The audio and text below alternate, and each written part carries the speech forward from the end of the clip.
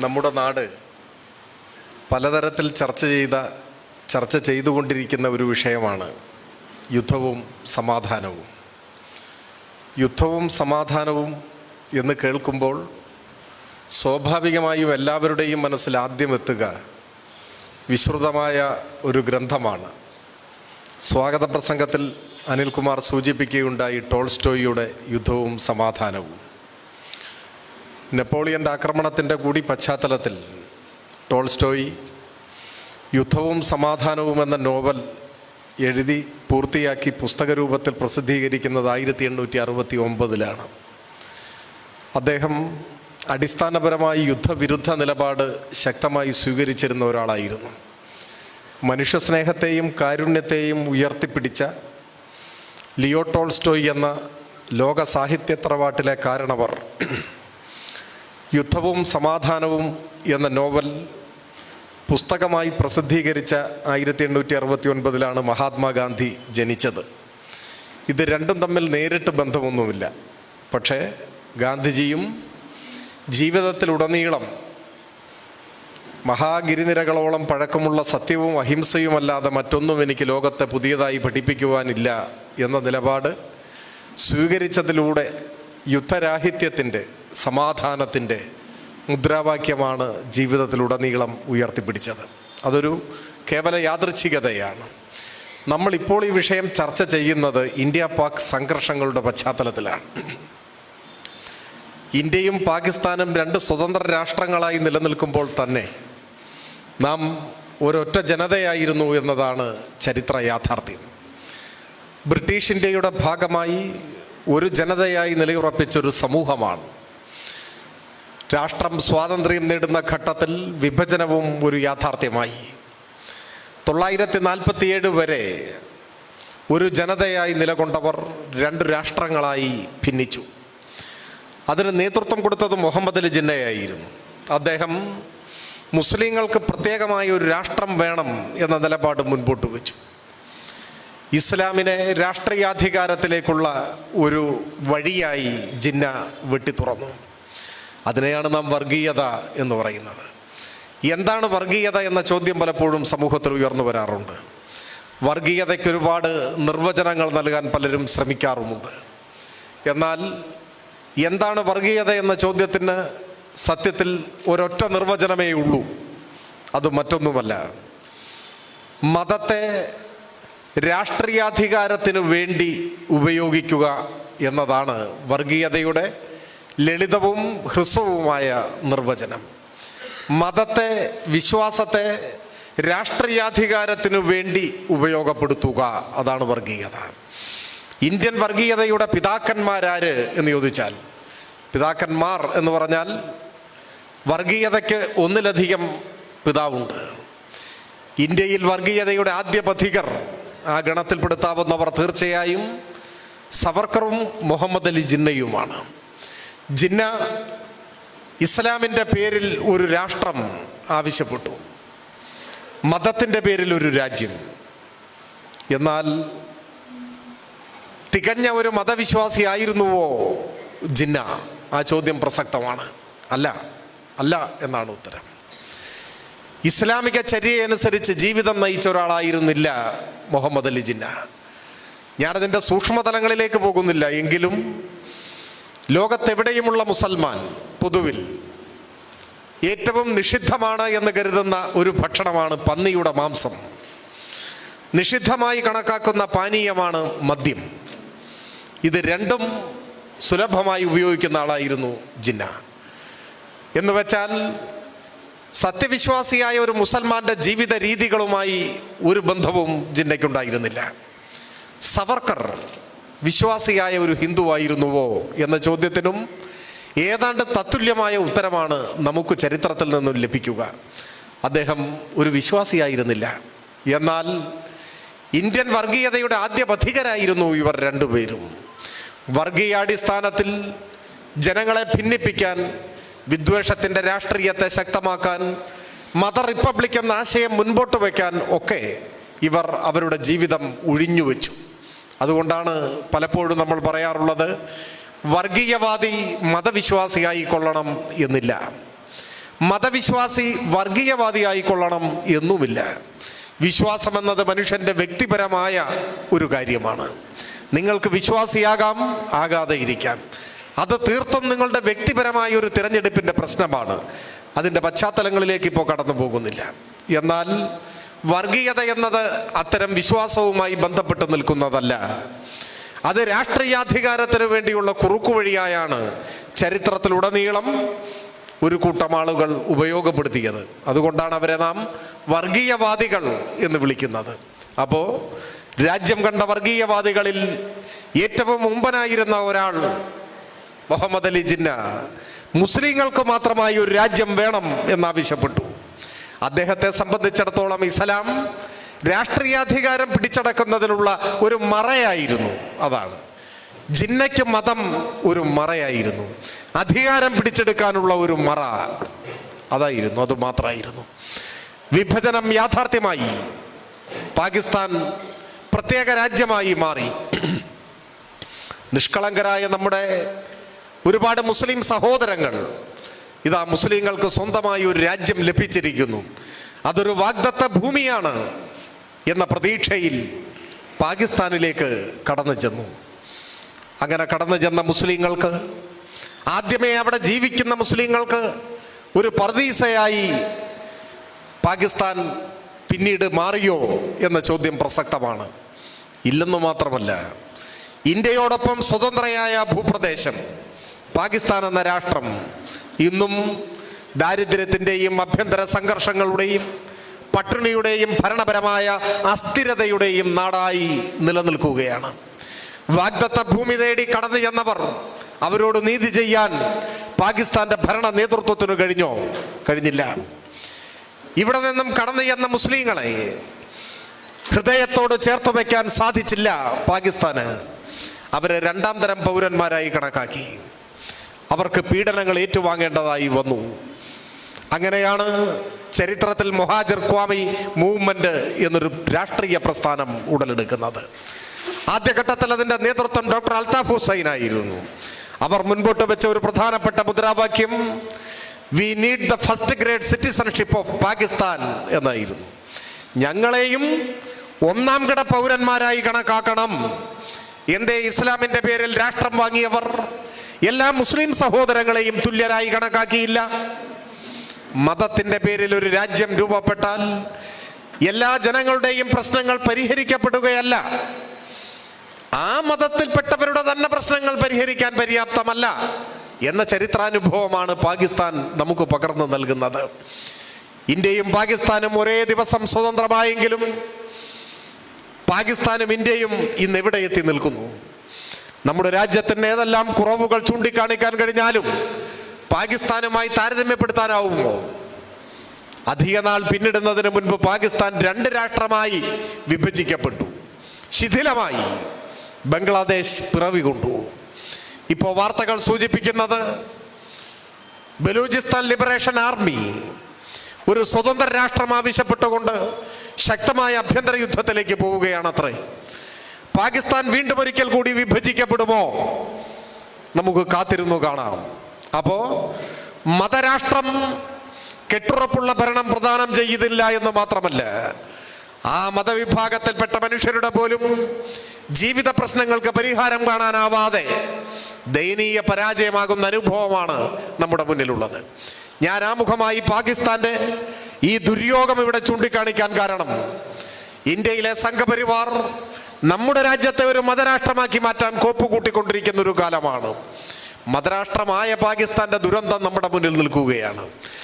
അപ്പോഴാണ് ഇന്ത്യയെ മതരാഷ്ട്രമാക്കാൻ ഇവിടെ വെമ്പൽ കൊള്ളുന്നത്.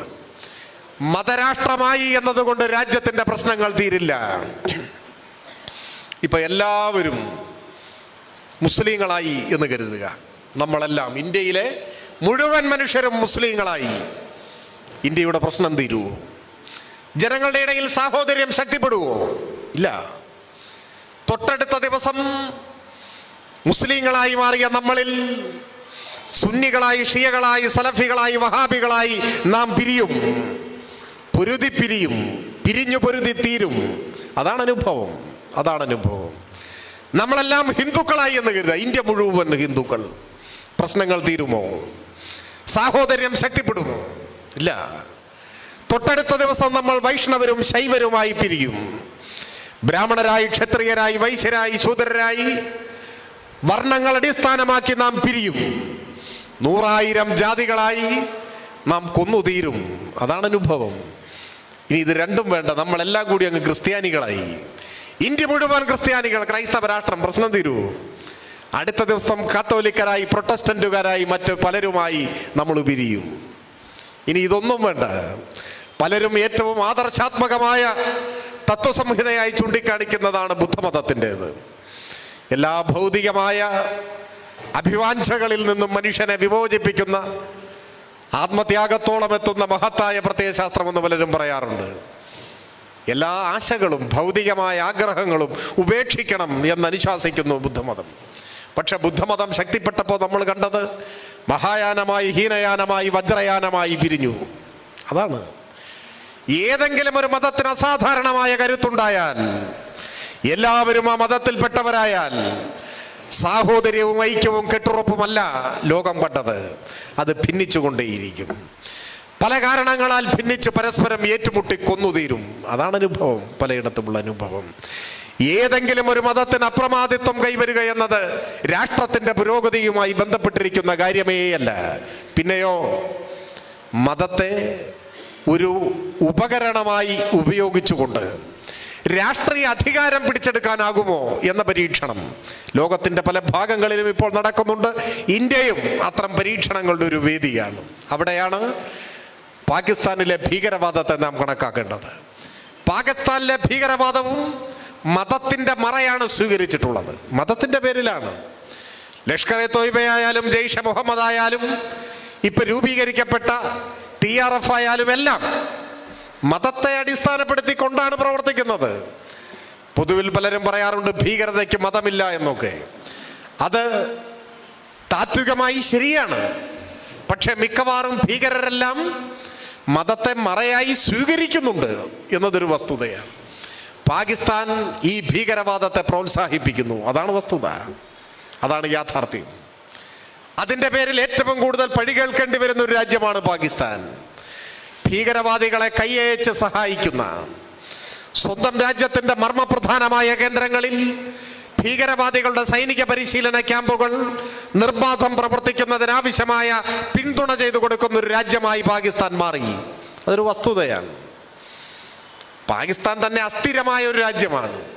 എത്ര പട്ടാള അട്ടിമറികൾ, എത്ര ഭരണാധികാരികളുടെ ദുരന്തപര്യവസായിയായ അനുഭവങ്ങൾ നമ്മുടെ മുൻപിലുണ്ട്. അതിൻ്റെ ഒന്നും വിശദാംശങ്ങളിലേക്ക് പോകേണ്ട കാര്യമില്ല. അങ്ങനെ ഭീകരവാദത്തെ പ്രോത്സാഹിപ്പിക്കുന്ന നിലപാട് സദാ സ്വീകരിക്കുന്ന ഒരു രാഷ്ട്രമായി പാകിസ്ഥാൻ നിലയുറപ്പിക്കുന്നു എന്നത് ലോകം മുഴുവൻ പൊതുവിൽ ഇപ്പോൾ തിരിച്ചറിയുന്ന ഒരു യാഥാർത്ഥ്യമാണ്. അവിടെ നിന്ന് ഊർജം സ്വീകരിക്കുന്ന ഭീകരവാദികളാണ് പഹൽഗാമിൽ ആക്രമണം അഴിച്ചുവിട്ടത്.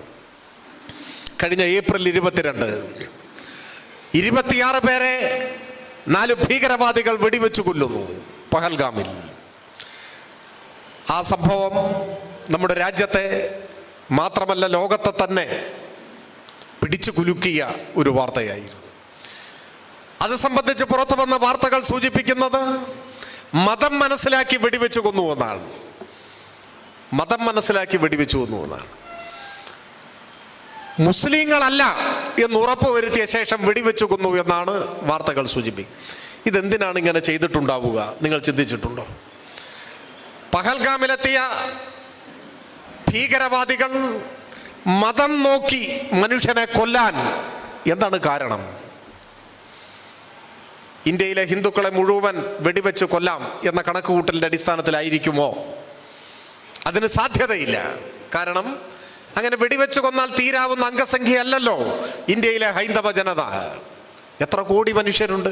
അപ്പൊ അങ്ങനെ എല്ലാവരും വെടിവെച്ച് കൊന്ന് തീർക്കാൻ പറ്റുമോ? ഒന്നും പറ്റില്ല. അത്ര ബുദ്ധിശൂന്യരാണോ ഈ കൃത്യം ചെയ്തത്? അല്ല. മറിച്ച് ഇങ്ങനെ ഒരു ക്രൂരകൃത്യം ചെയ്യുന്നതിലൂടെ ഭീകരവാദികൾ ലക്ഷ്യമിടുന്നത് മറ്റൊന്നാണ്. അത് മതപരമായ ശത്രുത ശക്തിപ്പെടുത്തുക, ഇന്ത്യയിലെ ജനങ്ങളെ മതാടിസ്ഥാനത്തിൽ ഭിന്നിപ്പിക്കുക, ഇന്ത്യയിലെ ഭൂരിപക്ഷം വരുന്ന ഹൈന്ദവർക്കിടയിൽ മുസ്ലിം വിരോധം അണപൊട്ടിയൊഴുകണം. ഇതിന് തിരിച്ചടി ഉണ്ടാവണം. ഇന്ത്യയിൽ മതപരമായ തിരിച്ചടി. അങ്ങോട്ടും ഇങ്ങോട്ടും സംഘർഷത്തിൽ ഏർപ്പെടണം. അങ്ങനെ ഹിന്ദു മുസ്ലിം കലാപത്തിന്റെ നാടായി ഇന്ത്യ മാറണം.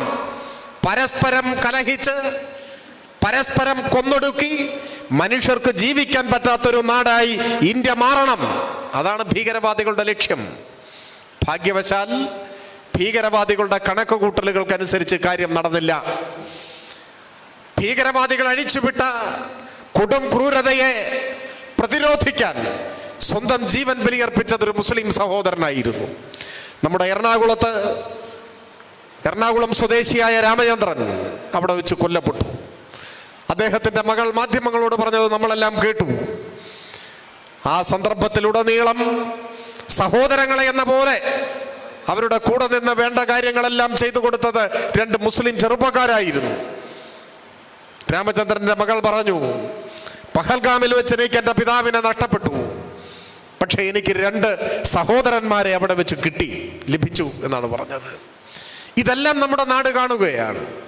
അപ്പോ മതപരമായ കലാപം ലക്ഷ്യമിട്ടുകൊണ്ടുള്ള ഭീകരാക്രമണത്തെ ആ അർത്ഥത്തിൽ വിജയിപ്പിച്ചെടുക്കാൻ ഭീകരർക്ക് കഴിഞ്ഞില്ല.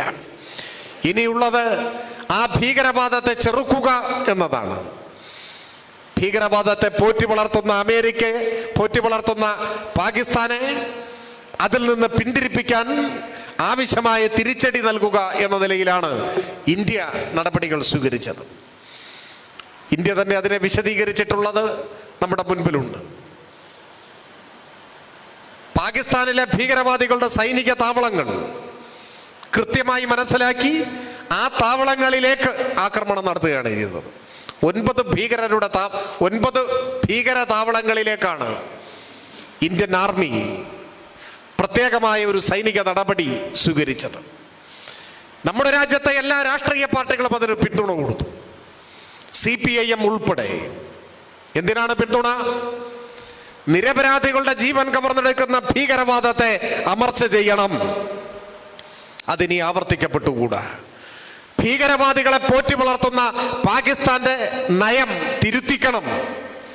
അതുകൊണ്ട് പാകിസ്ഥാനിൽ ഭീകരവാദികളുടെ പരിശീലന താവളങ്ങൾക്ക് നേരെ നടത്തിയ സൈനിക നടപടിയെ ഇന്ത്യയിലെ രാഷ്ട്രീയ പാർട്ടികളെല്ലാം പിന്തുണച്ചു.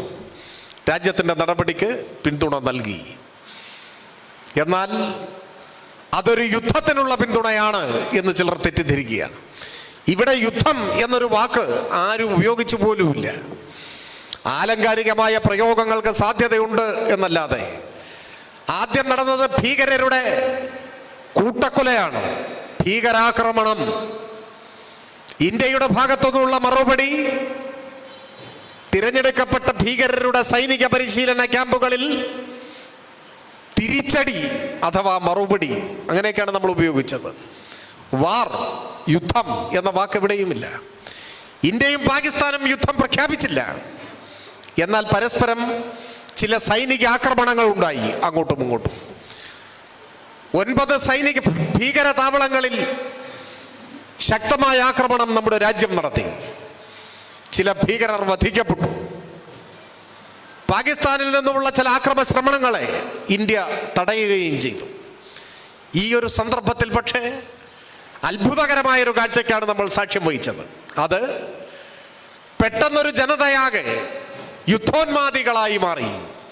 ആ യുദ്ധാസക്തിയുടെ തുടക്കം നമ്മുടെ മാധ്യമങ്ങളിൽ നിന്നായിരുന്നു.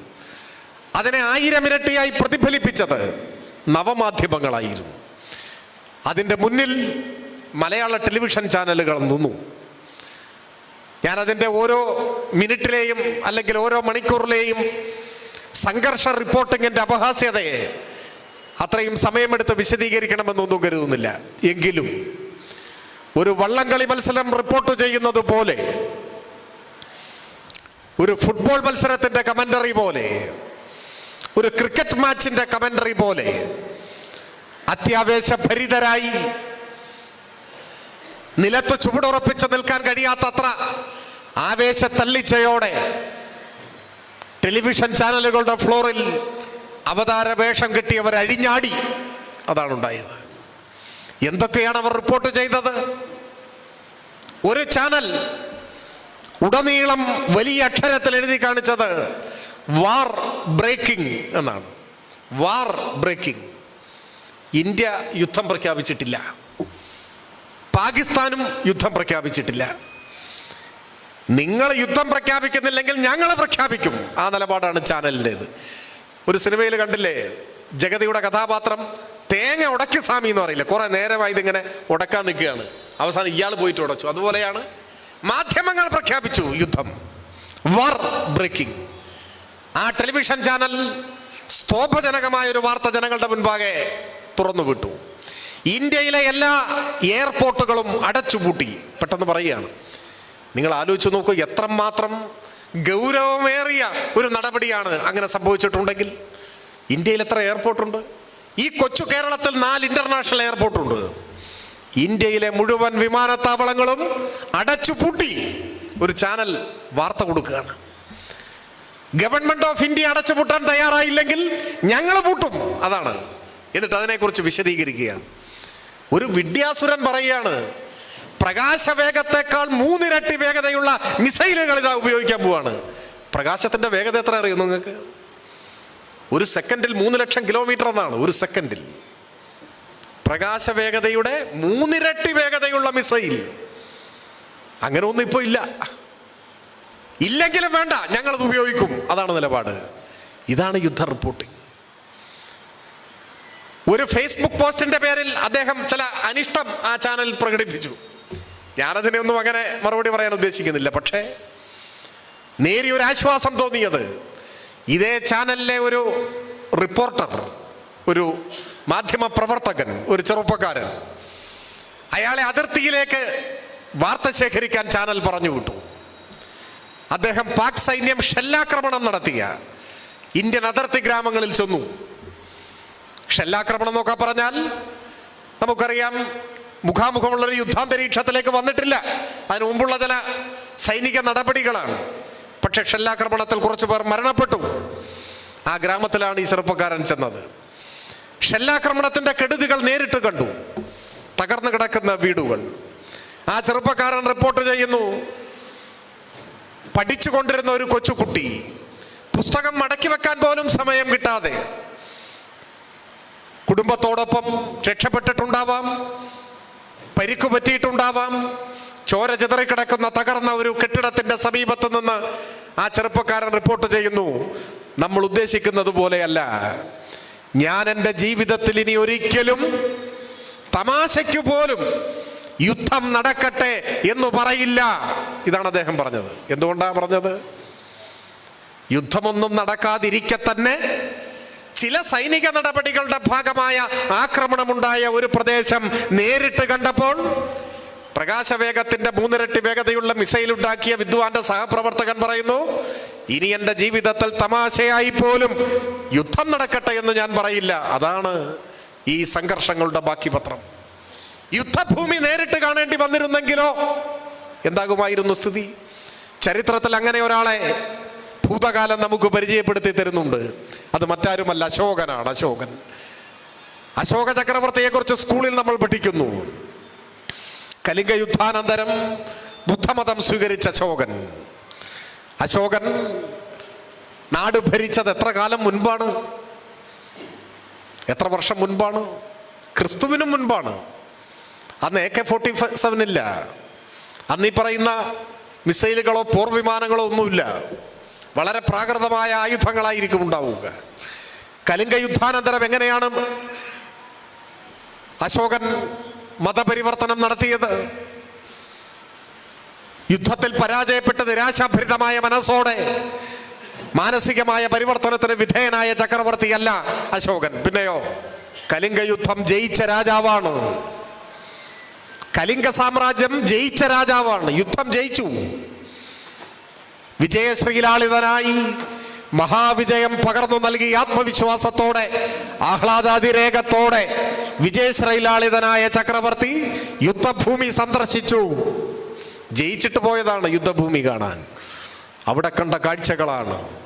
ഈ മാധ്യമ പ്രവർത്തകനായ ചെറുപ്പക്കാരനെ പോലെ അശോകൻ ആ യുദ്ധമുഖം കണ്ടപ്പോ തിരിച്ചറിയാനാവാത്ത വിധം ചിതറിക്കിടക്കുന്ന മനുഷ്യന്റെ മൃതശരീരങ്ങൾ, ചലനമറ്റ മൃതശരീരങ്ങൾ, ഒഴുകിപ്പടർന്ന രക്തം, ഉറ്റവരെയും ഉടയവരെയും നഷ്ടപ്പെട്ടവരുടെ വിലാപങ്ങൾ, കണ്ണീരും ചോരയും കൂടിക്കുഴഞ്ഞ യുദ്ധഭൂമി കണ്ടപ്പോഴാണ് ഭൗതികമായ നേട്ടങ്ങളുടെ അർത്ഥരാഹിത്യത്തെക്കുറിച്ച് ചിന്തിക്കാൻ അശോകന് സാധിച്ചത്. ആ അശോകൻ അപ്പോ ബുദ്ധമതം സ്വീകരിച്ചു. ഈ ഭൗതികമായ വിജയങ്ങളിൽ, നേട്ടങ്ങളിൽ ഒന്നുമില്ല. അദ്ദേഹം മറ്റൊരു മനുഷ്യനായി മാറി. യുദ്ധഭൂമി കാണാത്തവരായതുകൊണ്ട് ചിലർ യുദ്ധാസക്തരായി തുടരുന്നു. ഇതിന്റെ 100 ഇരട്ടി വേഗതയിലാണ്, 100 ഇരട്ടി പ്രഹരശേഷിയോടെയാണ് നവമാധ്യമങ്ങളിൽ ചിലർ ഉറഞ്ഞു തുള്ളിയത്. ഇപ്പൊ യുദ്ധം ചെയ്യണം, തകർത്ത് കളയണം, കത്തിക്കണം, ഒരു ജ്വരമായി പടർന്നു. അതൊരു പ്രത്യേക മാനസികാവസ്ഥയാണ്. സമാധാനത്തെക്കുറിച്ച് സംസാരിക്കുന്നവർ യുദ്ധോന്മാദത്തിന്റെ നാളുകളിൽ ആക്രമിക്കപ്പെടുമെന്നത് ചരിത്രത്തിലെ ഒരു സത്യമാണ്. ലോകം കണ്ട ഏറ്റവും വലിയ സമാധാനവാദികളിൽ ഒരാളായിരുന്നു ബർട്രൻഡ് റസൽ.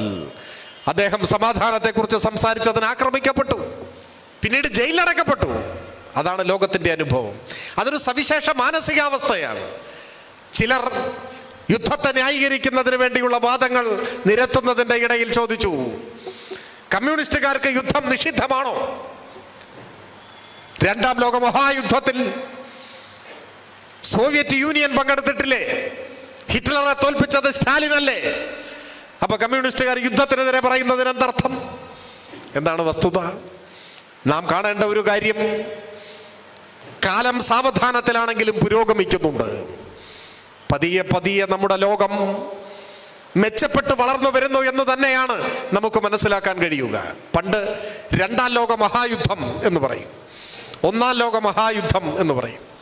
നിങ്ങൾ ശ്രദ്ധിച്ചിട്ടുണ്ടോ എന്നറിയില്ല, ഇപ്പോ എഴുത്തുകുത്തുകളിൽ, പുസ്തകങ്ങളിൽ, പുതിയ പ്രയോഗങ്ങളിൽ അങ്ങനെ ആരും പറയുന്നില്ല. 2ാം ലോകയുദ്ധം എന്നാണ് പറയുന്നത്, 1ാം ലോകയുദ്ധം എന്നാണ് പറയുന്നത്. ഒരു വാക്ക് പോയി, മഹാ എന്നൊരു വാക്കിപ്പോൾ ആരും പറയുന്നില്ല. എന്തിനാണ് അങ്ങനെ പറഞ്ഞിരുന്നത്? സെക്കൻഡ് വേൾഡ് വാർ എന്നാണ്. അത് മലയാളത്തിലേക്ക് ആരോ പരിഭാഷപ്പെടുത്തിയപ്പോൾ 2ാം ലോക മഹായുദ്ധം എന്ന് പറഞ്ഞു. ഇംഗ്ലീഷിൽ ഗ്രേറ്റ് എന്നൊരു പദം പറഞ്ഞിട്ടില്ല, സെക്കൻഡ് വേൾഡ് വാർ എന്നേ ഉള്ളൂ. പിന്നെ എന്തിനായിരിക്കും ആ മഹാ പറഞ്ഞത്? ആ ഘട്ടത്തിൽ ചിന്തിച്ചിട്ടുണ്ടാവുക, ഇതൊരു സാധാരണ യുദ്ധമല്ല. യുദ്ധത്തിന്റെ വൈപുല്യം അത് ജനങ്ങൾക്ക് മനസ്സിലാക്കി കൊടുക്കാൻ, ഇതൊരു ചെറിയൊരു യുദ്ധമല്ല എന്ന് മനസ്സിലാക്കി കൊടുക്കാൻ ഈ ഒരു വാക്കുകൂടി ചേർത്തതാവണം. എന്നാൽ ഭാഷാശാസ്ത്രത്തിന്റെ മണ്ഡലത്തിൽ സംഭവിക്കുന്ന പുരോഗമനോന്മുഖമായ വളർച്ചയുടെ കൂടി ഭാഗമായിട്ടാവാം ഇപ്പോ ആരും അങ്ങനെ പറയുന്നില്ല. ചിലരിപ്പോഴും 2ാം ലോക മഹായുദ്ധം എന്നൊക്കെ പറയുന്നുണ്ടാവും, പക്ഷെ അത് ശീലം കൊണ്ട് സംഭവിക്കുന്നതാണ്. അത് മാറി വരികയാണ്.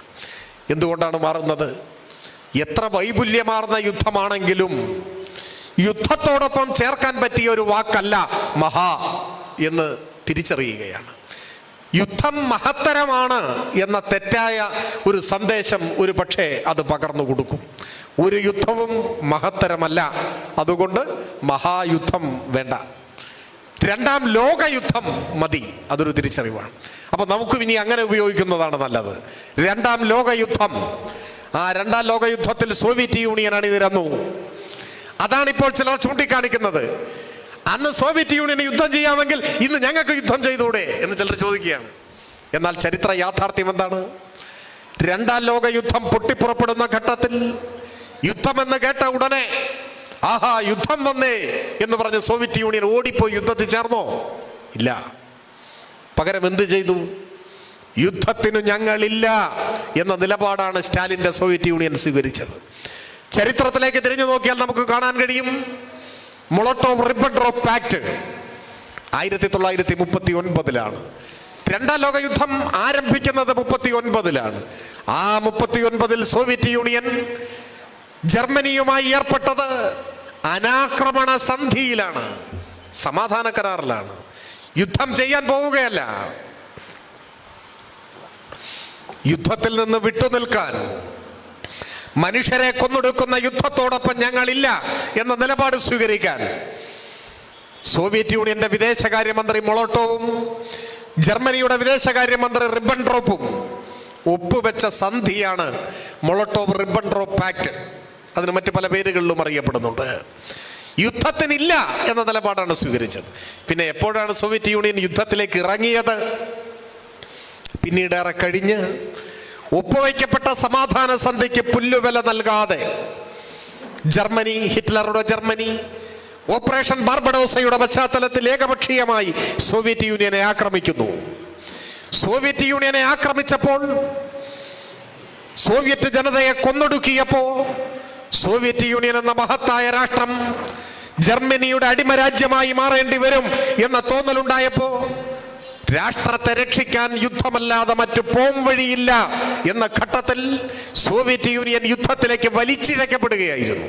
മറ്റൊരു മാർഗവുമില്ല, വലിച്ചിഴക്കപ്പെടുകയായിരുന്നു യുദ്ധത്തിലേക്ക്. സമാധാനത്തിന് വേണ്ടി നിലകൊള്ളുകയും സമാധാന സന്ധി ഒപ്പിടുകയും യുദ്ധത്തിൽ നിന്ന് മാറി നിൽക്കുകയും അവസാനം സന്ധി ഏകപക്ഷീയമായി ലംഘിച്ച് രാഷ്ട്രം ആക്രമിക്കപ്പെട്ട ഘട്ടത്തിൽ മറ്റൊരു പോംവഴിയുമില്ലാതെ യുദ്ധത്തിൽ ഏർപ്പെടാൻ നിർബന്ധിതമായ രാജ്യമാണ് സോവിയറ്റ് യൂണിയൻ. യുദ്ധത്തിൽ പക്ഷേ ജയിച്ചു. ഹിറ്റ്ലറുടെ പാർലമെന്റിന്റെ മുകളിൽ അരിവാളും ചുറ്റുകയും ആലേഖനം ചെയ്ത ചെമ്പതാക ഉയർത്താൻ റഷ്യൻ റെഡ് ഗാർഡുകൾക്ക് കഴിഞ്ഞു. സോവിയറ്റ് ചെമ്പടയുടെ മഹാമുന്നേറ്റത്തിന്റെ മുന്നിൽ പിടിച്ചു നിൽക്കാനാവാതെ ലോകം കണ്ട ഏറ്റവും വലിയ സ്വേച്ഛാധിപതിയായ ഹിറ്റ്ലർ തന്റെ കാമുകിയെയും വളർത്തുനായെയും കൊന്ന ശേഷം ആത്മഹത്യ ചെയ്തു. അതാണ് രണ്ടാം ലോക യുദ്ധത്തിന്റെ പരിസമാപ്തി. ജർമ്മനി പിടിച്ചടക്കി സോവിയറ്റ് സൈന്യം. പക്ഷെ നാം കാണണം, ലോകത്തിന്റെ മുന്നിൽ വിജയശ്രീലാളിതരായി ഹിറ്റ്ലറെ മുട്ടുകുത്തിച്ച, നാസിസത്തിന്റെ ശവമടക്കം നടത്തിയ റഷ്യൻ ചെമ്പടയുടെ പിൻബലത്തിൽ സോവിയറ്റ് യൂണിയൻ, ജോസഫ് സ്റ്റാലിൻ അടുത്തടുത്ത രാജ്യങ്ങളെ പിടിച്ചടക്കി അങ്ങ് മുന്നോട്ട് പോകണം എന്നാണോ തീരുമാനിച്ചത്? അല്ല, അവിടെ വെച്ച് അവസാനിപ്പിച്ചു. സോവിയറ്റ് യൂണിയൻ ഉടനടി ചെയ്തത് ഒരു ലോക സമാധാന പ്രസ്ഥാനത്തിന് നേതൃത്വം കൊടുക്കുകയാണ്. യുദ്ധാനന്തരം സമാധാന പ്രസ്ഥാനത്തിന് നേതൃത്വം കൊടുത്ത രാജ്യത്തിന്റെ പേരാണ് സോവിയറ്റ് യൂണിയൻ. അത് സാർവദേശീയമായി തന്നെ കമ്മ്യൂണിസ്റ്റുകൾ ഉയർത്തിപ്പിടിക്കുന്ന നിലപാടാണ്. അങ്ങനെയാണ് WPC നിലവിൽ വരുന്നു, വേൾഡ് പീസ് കൗൺസിൽ, ലോക സമാധാന കൗൺസിൽ. ലോക സമാധാന കൗൺസിലിന്റെ ഭാഗമായി ലോകത്തിലെ വിവിധ രാജ്യങ്ങളിൽ സമാധാന പ്രസ്ഥാനങ്ങൾ രൂപീകരിക്കപ്പെട്ടു.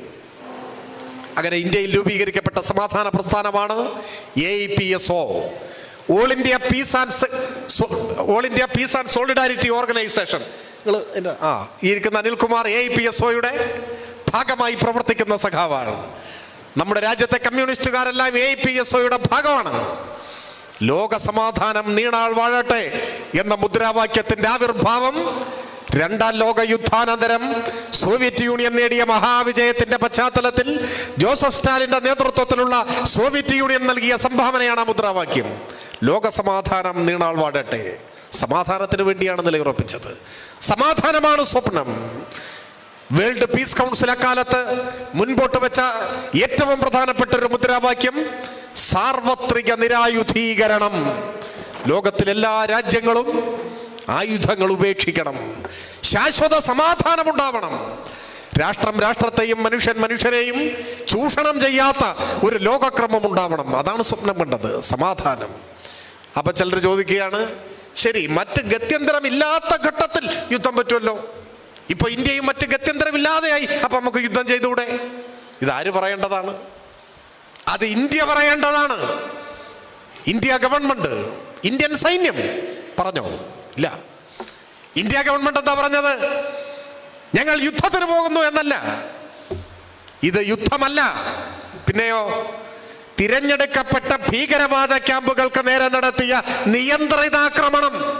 ഞങ്ങൾ നടത്തിയത് ഭീകരാക്രമണത്തിനെതിരായ തിരിച്ചടിയാണ്, യുദ്ധമല്ല. അതാ പറയുന്നു. ഇന്ത്യ അത്തരമൊരു ഘട്ടത്തിൽ എത്തിയിട്ടില്ല എന്ന് ഇന്ത്യ തന്നെയാണ് പറയുന്നത്. പാകിസ്ഥാൻ പറഞ്ഞോ ഞങ്ങളിതാ യുദ്ധം ചെയ്യാൻ പോവാണ്? ഇല്ല.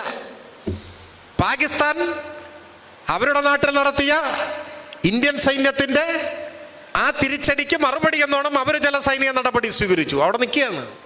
പക്ഷെ ചാനലുകൾ യുദ്ധം പ്രഖ്യാപിച്ചു. യുദ്ധോന്മാദികളായ മനുഷ്യർ യുദ്ധം പ്രഖ്യാപിച്ചു. യുദ്ധം കൂടിയേ കഴിയൂ എന്ന നിലപാടിലേക്ക് അവരെത്തി. എന്താണ് യുദ്ധമെന്നറിയാത്ത ഒരു ജനതയെ യുദ്ധോന്മാദികളാക്കി മാറ്റുകയാണ്. ആ ഉന്മാദം എത്രമാത്രം സമനില തെറ്റി എന്നതിന്റെ തെളിവാണ് ഭരണകൂടത്തിൻ്റെ നിലപാടുകൾ അനുസരിച്ച് വാർത്താ സമ്മേളനത്തിൽ അത് വിശദീകരിക്കാൻ നിയോഗിക്കപ്പെട്ട ശമ്പളക്കാരനായ ഒരു ഉദ്യോഗസ്ഥൻ മിസ്ത്രി, അദ്ദേഹത്തിന് നേരെ തെറിയഭിഷേകവും ഭീഷണിയും വന്ന അവസാനം സോഷ്യൽ മീഡിയ കൊണ്ട് പൂട്ടേണ്ടി വന്നു. എന്തിന്? അദ്ദേഹം ഒരു ഉദ്യോഗസ്ഥൻ മാത്രം. അദ്ദേഹം തീരുമാനിച്ച യുദ്ധം ചെയ്യാനും പറ്റില്ല, ചെയ്യാതിരിക്കാനും പറ്റില്ല. ഭരണ നേതൃത്വത്തിൻ്റെ നിർദ്ദേശമനുസരിച്ച് സൈന്യമാണ് നടപടികൾക്ക് നേതൃത്വം കൊടുക്കുക. ഇതൊക്കെ വിശദീകരിക്കാൻ ചുമതലപ്പെട്ട ഒരു സെക്രട്ടറിയാണ് ഒരു ശമ്പളക്കാരനായ ഒരു പാവം ഉദ്യോഗസ്ഥൻ. അയാൾ രാജ്യം വിട്ടു പോകേണ്ട സ്ഥിതിയിലെത്തി നിൽക്കുകയാണ്. സൈനിക നടപടികൾ വിശദീകരിക്കുന്നതിന് നേതൃത്വം കൊടുത്ത ഒരു വനിതാ ഓഫീസർ, ആ വനിതാ ഓഫീസർക്കെതിരെ ഒരു മന്ത്രി ഇപ്പൊ ശബ്ദമുയർത്തി നിങ്ങൾ കണ്ടില്ലേ? ആ മന്ത്രിയുടെയും സമനില തെറ്റിയിരിക്കുകയാണ്. യുദ്ധം എല്ലാ നന്മകളെയും കവർന്നെടുക്കും. യുദ്ധോന്മാദം മനുഷ്യന്റെ ഉള്ളിലെ എല്ലാ നന്മകളെയും കവർന്നെടുക്കും. മഹാനായ ലെനിൻ ചോദിക്കുന്നുണ്ട്, മാനവരാശിയെ മുച്ചൂടും മുടിക്കുന്ന മഹാദുരിതങ്ങൾ മാത്രം സമ്മാനിക്കുന്ന ഈ യുദ്ധങ്ങൾ എന്തിനു വേണ്ടി എന്ന് ചോദിക്കുന്നുണ്ട്. ഒന്നാം ലോക യുദ്ധത്തിൻ്റെ പശ്ചാത്തലത്തിൽ ലെനിൻ ചോദിക്കുന്ന ചോദ്യമാണ്. അതിനുവേണ്ടി കോടിക്കണക്കിന് പണം വിനിയോഗിക്കുന്ന രാജ്യങ്ങളെ അദ്ദേഹം ചോദ്യം ചെയ്യുന്നുണ്ട്. ആ ചോദ്യം ഇന്ന് അന്നുള്ളതിനേക്കാൾ കൂടുതൽ പ്രസക്തിയുള്ളതാണ്. എന്തുകൊണ്ട്? ഇന്നൊരു യുദ്ധം പൊട്ടിപ്പുറപ്പെട്ടാലുള്ള സ്ഥിതി എന്താണ്? പ്രത്യേകിച്ച് ഇന്ത്യയും പാകിസ്ഥാനും രണ്ടും ആണവ രാജ്യങ്ങളാണ്. 945 ശേഷം ഒരാണവായുധ പ്രയോഗം ലോകത്തിൽ എവിടെയും ഉണ്ടായിട്ടില്ല. ഭൂമിയെ 500 തവണ ചുട്ടുകരിക്കാൻ കഴിയുന്ന ആയുധങ്ങൾ ആണവ രാഷ്ട്രങ്ങളുടെ കയ്യിൽ സ്റ്റോക്കുണ്ട് എന്നാണ് കണക്ക്. ഇതിനാണ് 500 വട്ടം ചുട്ടുകരിക്കേണ്ട കാര്യം? ഒറ്റ തവണ ചുട്ടുകരിച്ചാൽ എല്ലാം കഴിഞ്ഞു. ഏത്? ഭൂമി എന്ന ഈ ഗോളത്തിൽ അധിവസിക്കുന്ന സകല ചരാചരങ്ങളും ഭസ്മമായി പോകും. അങ്ങനെ 500 വട്ടം ഭസ്മമാക്കാന്ന്. ഒരു വട്ടം ഭസ്മമാക്കിയാൽ പിന്നെ എന്തിനാണ് ബാക്കി 499? അതാണ് യുദ്ധഭ്രാന്ത്.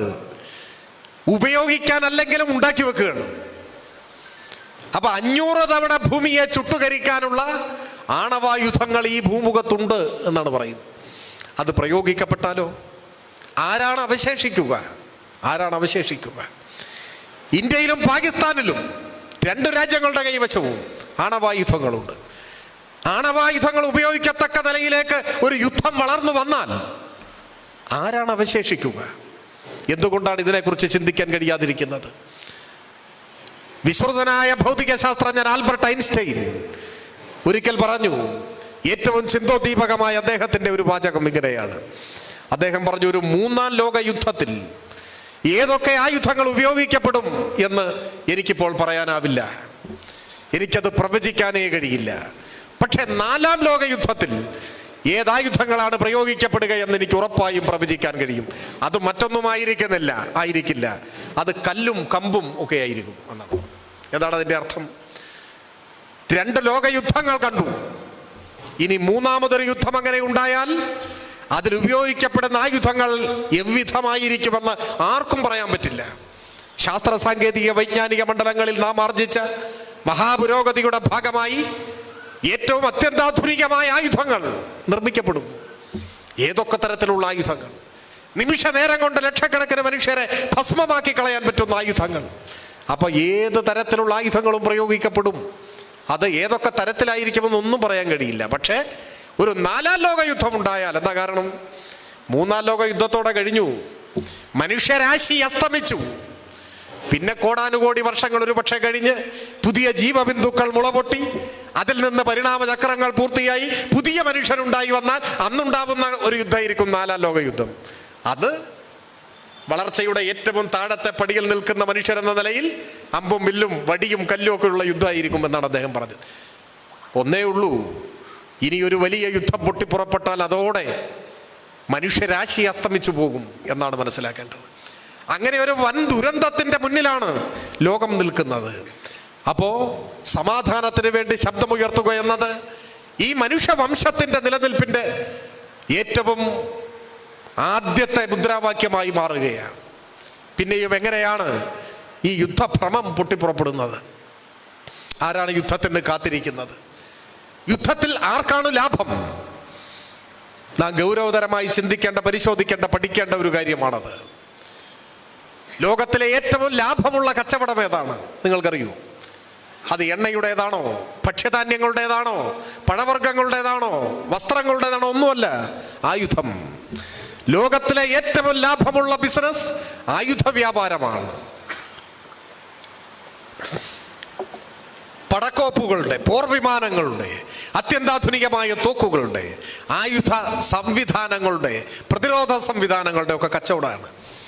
അതിന് ഇത്രയാണ് വില എന്നില്ല. പെട്രോളിനും ഡീസലിനും ഒക്കെ ഇന്ത്യയിൽ തോന്നിയ വിലയാണെങ്കിലും ആഗോള വിപണിയിൽ ക്രൂഡ് ഓയിലിന്റെ ബാരലിന് ഇത്ര ഒരു ഫിക്സഡ് പ്രൈസ് ഉണ്ട്. എന്നാൽ രാഷ്ട്രങ്ങൾ നിർമ്മിക്കുന്ന ആയുധങ്ങൾക്ക് ആര് വില നിശ്ചയിക്കും? അത് ആയുധ കച്ചവടക്കാരാണ് വില നിശ്ചയിക്കുക. ആരാണ് ലോകത്തിന്റെ ആയുധ കച്ചവടക്കാർ? പല രാജ്യങ്ങളും ആയുധം ഉണ്ടാക്കുന്നുണ്ട്, വിൽക്കുന്നുമുണ്ട്. എന്നാൽ ആഗോള ആയുധ വിപണിയിലെ മൊത്തം കച്ചവടത്തിന്റെ 42% കൈവശപ്പെടുത്തിയിരിക്കുന്നത് ഒരേ ഒരു രാജ്യം. ആ രാജ്യത്തിന്റെ പേരാണ് അമേരിക്ക. അതാണ് ആഗോള ആയുധ കച്ചവടക്കാരന്റെ പേരാണ് അമേരിക്ക. എവിടെയോ വായിച്ചതായിട്ട് ഓർക്കുന്നു, അമേരിക്കൻ ദേശീയ വരുമാനത്തിന്റെ ഗണ്യമായ പങ്കും അവർക്ക് ലഭിക്കുന്നത് ആയുധ കച്ചവടത്തിലൂടെയാണ്. ലോകത്തിൽ പല രാജ്യങ്ങളും നിലനിൽക്കുന്നതിന് ഏറ്റവും കൂടുതൽ ആശ്രയിക്കുന്ന ഒരു രംഗമുണ്ടാവും. ഇന്ത്യ ഇപ്പോഴും അറിയപ്പെടുന്നത് കാർഷിക രാജ്യം എന്നാണ്. എന്തുകൊണ്ടാണ്? ഏറ്റവും കൂടുതൽ ഇന്ത്യക്കാർ ജീവിക്കാൻ ആശ്രയിക്കുന്നത് കൃഷിയെയാണ്. അതാണ് നാം കാർഷിക രാജ്യം. ചില മധ്യേഷ്യൻ രാജ്യങ്ങൾ, വെനസ്വല പോലെയുള്ള രാജ്യങ്ങളൊക്കെ അവരുടെ ദേശീയ വരുമാനത്തിന്റെ മുഖ്യ പങ്കും കേന്ദ്രീകരിച്ചിരിക്കുന്നത് എണ്ണയിലാണ്. പെട്രോളിയം ഉൽപ്പന്നങ്ങൾ, എണ്ണ കുടിച്ചെടുക്കുന്ന, അതിനെ ആശ്രയിച്ച് ജീവിക്കുന്നു. ഇറാനെ കുറിച്ച് പറയാറ് പ്രകൃതിവാതകമാണ് ഇറാന്റെ നട്ടെല്ല്. അമേരിക്കയോ ആയുധമാണ്. കൃഷിയല്ല, എണ്ണയല്ല, പ്രകൃതിവാതകമല്ല, വ്യാപാരമല്ല, ആയുധമാണ്. ആയുധം വിറ്റ് ജീവിക്കുന്ന രാജ്യമാണ്. ഏറ്റവും കൂടുതൽ ആയുധം വാങ്ങുന്ന രാജ്യം ഏതാണ്? സ്റ്റോക്ക്ഹോം ഇന്റർനാഷണൽ പീസ് ഇൻസ്റ്റിറ്റ്യൂട്ട് ഈ അടുത്ത് പുറത്തിറക്കിയ റിപ്പോർട്ട് പ്രകാരം കഴിഞ്ഞ 4-5 കൊല്ലത്തെ കണക്കനുസരിച്ച് ഏറ്റവും കൂടുതൽ ആയുധങ്ങൾ ഇറക്കുമതി ചെയ്തിരിക്കുന്ന രാജ്യം നമ്മുടെ രാജ്യമാണെന്നാണ് പറയുന്നത്. ഇന്ത്യ അങ്ങനെയാണ് പറയുന്നത്. ഏകദേശം 10% വരും അത്രയത്. ലോകത്തിലെ മറ്റെല്ലാ രാജ്യങ്ങളും കൂടി ബാക്കി 90%. ഇന്ത്യ ഒറ്റക്ക് ഏതാണ്ട് 10%. ഇതിൻ്റെ ലളിതമായ സാമ്പത്തിക ശാസ്ത്രം എന്താണ്? ഉള്ള കാശ് മുഴുവൻ കൊടുത്ത് ആയുധം വാങ്ങുകയാണ് നമ്മൾ. അമേരിക്ക ഉള്ള ആയുധം മുഴുവൻ വിറ്റ് കാശ് വാങ്ങുകയാണ്. ഇതാണ് വ്യത്യാസം. ലോകത്തിൽ സംഘർഷങ്ങളില്ലാതെയായാൽ ലോകത്തിലെല്ലായിടത്തും സമാധാനം വന്നു എന്ന് സങ്കല്പിക്കുക. അത് നമ്മുടെ സ്വപ്നമാണ്. എല്ലാ ലോകരാജ്യങ്ങളിലും സമാധാനം. ഇന്ത്യയും പാകിസ്ഥാനും തമ്മിൽ സംഘർഷങ്ങളില്ല. സമാധാനത്തിൻ്റെയും സൗഹൃദത്തിൻ്റെയും 100 പൂക്കൾ വിടരുന്ന ഒരു മഹാവസന്തം ഇരു രാജ്യങ്ങൾക്കുമിടയിൽ രൂപപ്പെട്ടു. സാഹോദര്യത്തോടെ പുലരുന്നു. ഇപ്പൊ ഇന്ത്യയും ഭൂട്ടാനും തമ്മിലുള്ള അതിർത്തി കണ്ടിട്ടുള്ളവരൊരു പക്ഷേ ഉണ്ടാവും. ജയ്ഗാവ് എന്ന് പറയുന്ന ഒരു ഇന്ത്യൻ ഗ്രാമമാണ്. ഒരു ചെറിയ ഗേറ്റ് അവിടെ കാണാം. ആ ഗേറ്റിനപ്പുറം ഭൂട്ടാനാണ്. ഭൂട്ടാൻകാർ ആ സ്ഥലത്തെ വിളിക്കുക ഫുഡ്സ്ലിംഗ് എന്നാണ്. അവിടെ നോക്കിയാൽ ഒരു ചെറിയ ടാർപ്പായ വലിച്ചു കെട്ടിയിട്ട് അതിൻ്റെ താഴെ നിങ്ങളൊക്കെ ഇരിക്കുന്ന പോലെ ഒരു ഫൈബർ കസേര ഇട്ടിട്ട് ഒരു പട്ടാളക്കാരൻ ഇരിപ്പുണ്ട്, ഇന്ത്യൻ പട്ടാളക്കാരൻ. അയാളുടെ കയ്യിൽ തോക്കൊന്നുമില്ല. അയാൾ അവിടെ വെറുതെ ഇരിക്കുന്നു. ഇന്ത്യൻ ആർമിയുടെ ഒരു സാന്നിധ്യം. അപ്പുറത്ത് ഭൂട്ടാനിൽ പോയപ്പോൾ അവിടെ പട്ടാളക്കാരനെയും കണ്ടില്ല. ചിലപ്പോൾ വല്ല ചായയും കുടിക്കാൻ പോയാണോ എന്നറിയില്ല, കാണുമായിരിക്കും ചിലപ്പോൾ. ഇതാണ് സ്ഥിതി. എന്താ കാരണം?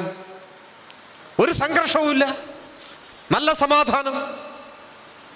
ഇവിടെ നിന്ന് ഭൂട്ടാനിലേക്ക് പോകണമെങ്കിലും ഭൂട്ടാനിൽ നിന്ന് ഇങ്ങോട്ട് വരണമെങ്കിലും ഒരു വിലക്കുമില്ല. നമുക്ക് വിസ വേണ്ട, പാസ്പോർട്ട് വേണ്ട, ഭൂട്ടാൻ സന്ദർശിക്കാൻ പോവാൻ. അവിടുത്തെ കടയിൽ പോയി ചായ കുടിച്ചിട്ട് ഒരു 100 രൂപ, ഇന്ത്യൻ രൂപ കൊടുത്താൽ അവർ വാങ്ങി വെക്കും. അവിടെ ഇവിടെയൊക്കെ ഇതാണ് സ്ഥിതി. ഇതേ സാഹചര്യം ഇന്ത്യയും പാകിസ്ഥാനും തമ്മിൽ വന്നു എന്ന് സങ്കല്പിക്കുക. ഇന്ത്യയും പാകിസ്ഥാനും തമ്മിൽ മഹത്തായ ഒരു സൗഹൃദം യാഥാർത്ഥ്യമായി എന്ന് സങ്കല്പിക്കുക. ഒരു ജനതയായിരുന്നവരാണ് പണ്ട്.